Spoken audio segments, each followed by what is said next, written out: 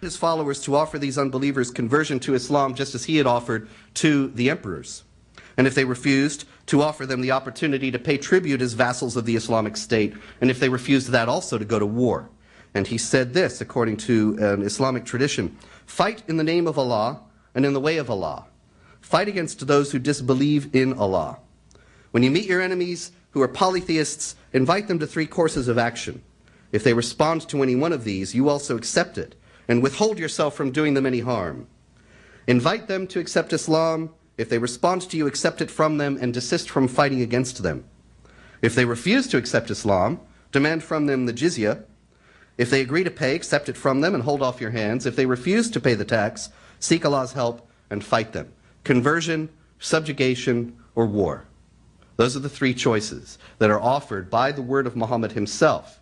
Now, obviously, there are Muslims in the world today who are happy to live in Western societies, pluralistic societies, and are not at all interested in offering unbelievers conversion, subjugation, or war.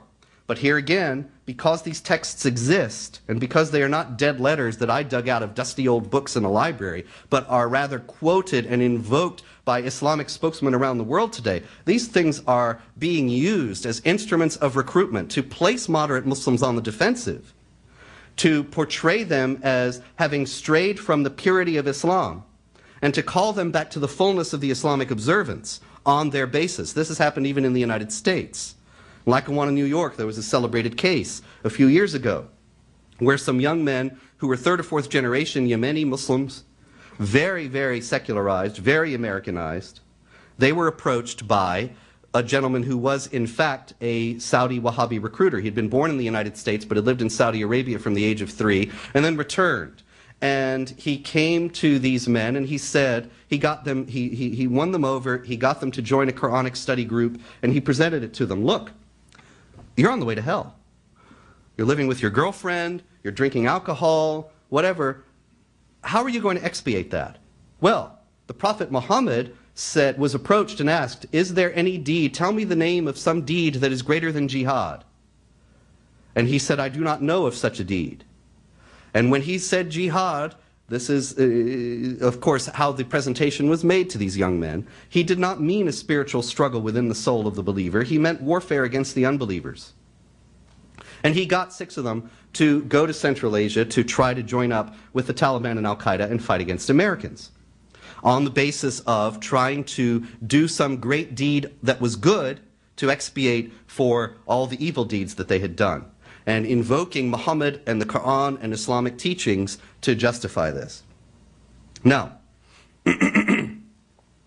the Jews and Christians in the traditional Islamic law who agreed to pay the jizya were known as the protected people, the dhimmis. The protection comes because as people of the book they have received genuine revelations, the book, from Allah, and thus differ in status from out-and-out pagans and idolaters such as the Hindus and Buddhists in this view. Historically, the latter 2 groups were treated even worse by Islamic conquerors. The bloodshed in India was immense until ultimately, as a practical matter, the conquerors of India granted the Hindus dhimmi status, which allowed them to live, although without equality of rights under the law, within the Islamic polity. Now, the Jews and Christians and the others who have the dhimmi status may live in Islamic states, but not as equals of the Muslims. One Muslim jurist explained that the Caliph, the leader of the Islamic community, up until 1924, must make jihad against those who resist Islam after having been called to it until they submit or accept to live as a protected dhimmi community, so that Allah's rights may he be exalted may be made uppermost above any other religion. Now, this is obviously something that is completely at variance with the pluralistic model of modern Western societies, and does not at all bode well if people are fighting, as they are, to reinstitute this law around the world. It doesn't bode well for particularly the equality of rights of religious minorities in Islamic countries even now. Still, however, there is great hope for negotiated settlements. There is an increasing call, for example, for talks now with Iran. and an ongoing pressure on Western governments to initiate and consummate talks with the Palestinian Authority. Here again, Muhammad's example, I think, is very much worth consulting. And this is encapsulated by the key Islamic principles that were formulated by the Treaty of Hudaybiyah. In 628, toward the end of his career, Muhammad had a vision that he wanted to perform the pilgrimage in Mecca, but Mecca was still under the control of the pagan Quraysh tribe, Muhammad's own tribe, which had rejected his status as a prophet. And so he decided to enter into negotiations with the Quraysh to arrange for the Muslims to be able, and particularly for Muhammad himself, to be able to make the pilgrimage. Now, when he met with the Quraysh, he agreed to Quraysh demands that Allah not be invoked in the treaty, and that Muhammad not be identified as Allah's prophet. He said, write this down to the scribe, and he said, Muhammad, the apostle of Allah, agrees to this, and the Quraysh negotiator stopped him and said, wait a minute, if I thought you were the apostle of Allah, I wouldn't have gone to war with you. And he said, okay, strike it out, say Muhammad the son of Abdullah agrees to this. And he agreed to all these disadvantageous elements of the treaty. For example, he shocked his men by agreeing that if anybody fled from the Quraysh to the Muslims would return them to the Quraysh. But if anybody fled from the Muslims to the Quraysh would not have to return them. His followers were very upset about this treaty, and he reassured them, he told them that better days were ahead. Ultimately, their fears would be assuaged. A woman of the Quraysh, Kulthum, joined the Muslims at their base in Medina.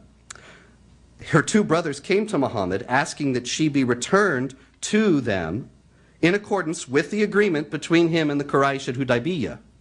But Muhammad refused. He actually had received a divine revelation, refusing, that is in the Quran today. And it says, O you who believe, when there come to you believing women refugees, examine and test them. Allah knows best as to their faith. If you ascertain that they are believers, then do not send them back to the unbelievers, which effectively broke the treaty.